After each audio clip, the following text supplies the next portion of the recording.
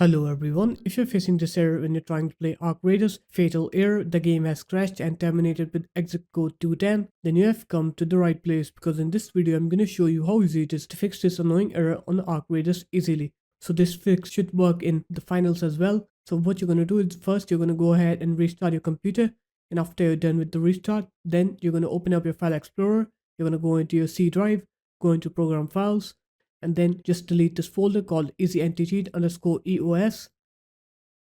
And once you do that, now you're going to go ahead and launch your game, and when you launch your game, it will reinstall easy anti-cheat on your computer, and then you should be able to play Arc Raiders without getting that fatal error. So there it is guys, that's how easy it was. If you guys found this video helpful, make sure to leave a like, comment and subscribe to the channel, and I'll see you in my next video. Peace.